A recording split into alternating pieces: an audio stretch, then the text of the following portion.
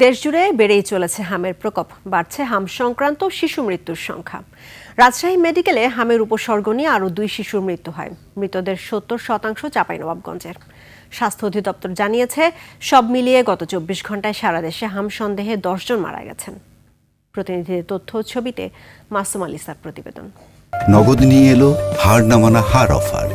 সর্বনিম্ন 10,000 টাকা রেমিটেন্স নগদে পাঠালে থাকছে স্বর্ণের হার জেতার সুযোগ।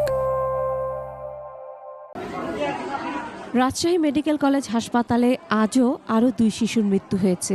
রামেক মুখপাত্র ডাক্তার শঙ্করকে বিশ্বাস জানান, শনিবার সকাল 9টা থেকে রোববার সকাল 9টা পর্যন্ত রামেক হাসপাতালে হামে আক্রান্ত হয়ে মারা গেছে 2 শিশু। নতুন ভর্তি হয়েছে 24 জন, সুস্থ হয়ে বাড়ি ফিরেছে 36 জন। তিনি আরও জানান, হামে আক্রান্ত ও মৃতদের অন্তত 70%ই চাঁপাইনবাবগঞ্জ জেলার শিশু। সিলেটে হাম রোগের প্রাদুর্ভাব বাড়ছে। হাম রোগীদের জন্য বিশেষায়িত হাসপাতালের আবাসিক ডাক্তার জানান, বর্তমানে 3টি ওয়ার্ডে 52 জন রোগী ভর্তি রয়েছে। সিভিল সার্জন জানান, জেলার প্রতিটি উপজেলা স্বাস্থ্য কমপ্লেক্সে হাম রোগীদের জন্য আইসোলেশন ওয়ার্ড চালু করা হয়েছে। প্রথমে আমরা একটি ওয়ার্ড নিয়ে শুরু করেছিলাম, এখন আমাদের 3টি ওয়ার্ড, পুরো বলতে গেলে পুরো হাসপাতালই আসলে সন্দেহজনক হাম রোগীদের আইসোলেশন হাসপাতাল হিসেবে ব্যবহৃত হচ্ছে।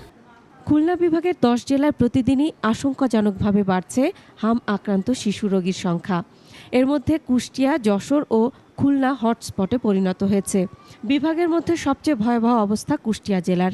এই জেলায় হামের উপসর্গ নিয়ে 103 শিশু হাসপাতালে ভর্তি হয়েছে, মারা গেছে 2 জন। গোপালগঞ্জ জেলায় হঠাৎ করেই আশঙ্কাজনক হারে বাড়ছে হামে আক্রান্ত রোগীর সংখ্যা। সিভিল সার্জন অফিস জানায়, পরিস্থিতি সামাল দিতে হাসপাতালগুলোতে বিশেষ ব্যবস্থা গ্রহণ করা হয়েছে।